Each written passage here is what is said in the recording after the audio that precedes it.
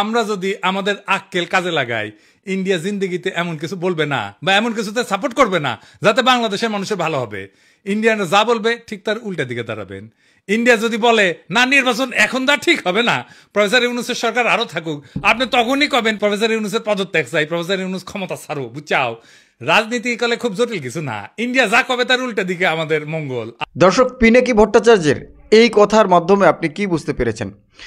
India যখনই যা কিছু বলবে তারই উল্টো দিকে চলতে হবে বাংলাদেশকে। বাংলাদেশ যদি তার উল্টো দিকে চলতে পারে তাহলে বাংলাদেশের ভবিষ্যৎ ভালো।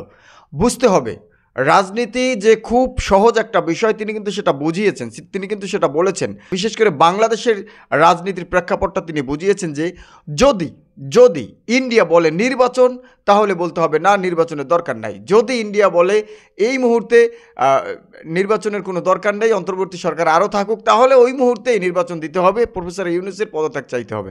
জিনিসটা কিন্তু খুবই সহজ এবং সাবলীল একটা বিষয়।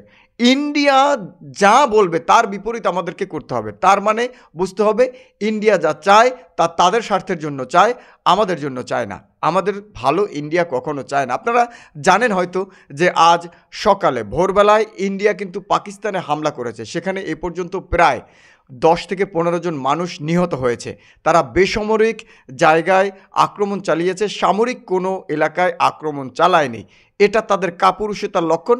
ইন্ডিয়া ইতিমধ্যে স্বীকারও করেছে তাদের হামলার ব্যাপারে।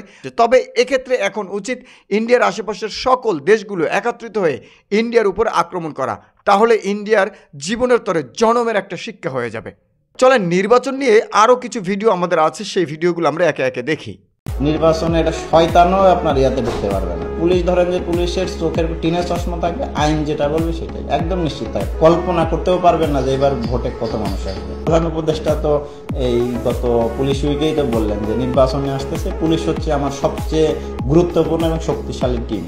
দেখেন, প্রফেসর ইউনূস কিন্তু পুলিশ সম্পর্কে যে ধারণাটা করেছেন, পুলিশকে যে শক্তিশালীভাবে উপস্থাপন করেছেন, সেটি কিন্তু অন্য সরকার এতটা শক্তিশালীভাবে উপস্থাপন করতে পারেনি। এই পুলিশ অফিসার বলছেন যে নির্বাচন কেন্দ্রে মানুষ তো দূরের কথা, নির্বাচনের আগে মানুষ তো দূরের কথা, একটা শয়তানও ঢুকতে পারবে না।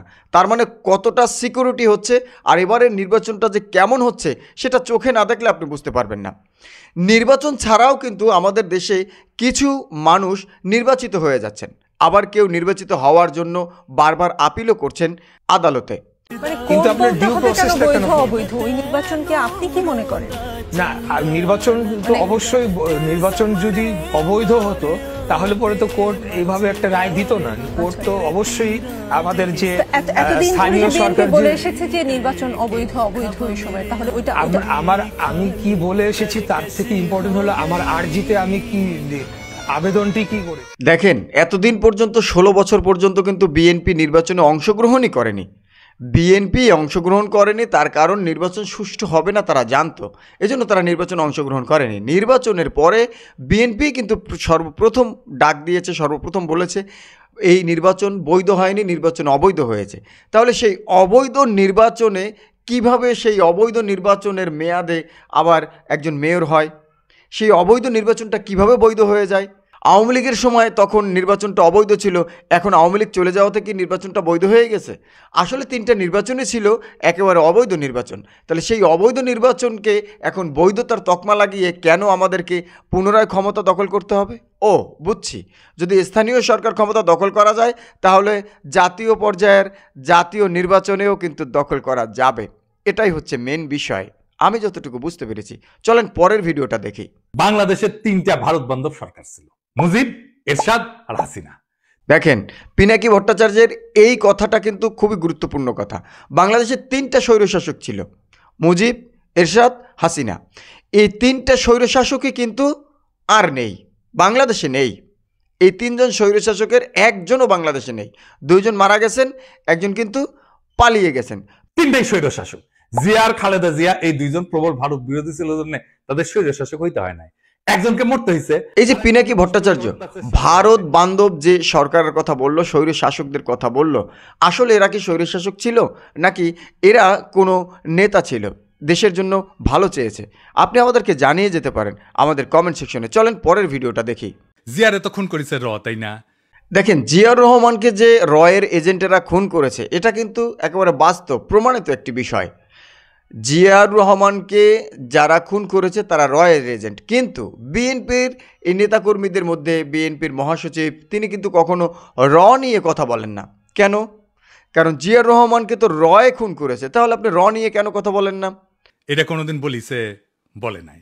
কিন্তু ইন্ডিয়া আমাদের বন্ধু দেশ বলতে বলতে মুখে ফেনা তুলে ফেলিছে। দেখেন, ভারত আমাদের প্রতিবেশী, আমাদের বন্ধু। ভারত আমাদের প্রতিবেশী, আমাদের বন্ধু। ভারত আমাদের সব, আমাদের বাংলাদেশ কিছু না, ভারত হচ্ছে আমাদের সব।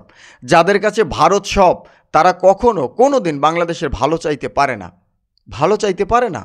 যাই হোক মির্জা ভাই, আপনি তো বলেন মুক্তিযুদ্ধ করেছেন, এটি সেই সময়ের গল্প শুনবার চাই। মানে কোটি কোটি যুদ্ধ করেছেন, কোটি ট্রেনিং নিছেন, কারা কারা আপনার সহযোদ্ধা ছিল?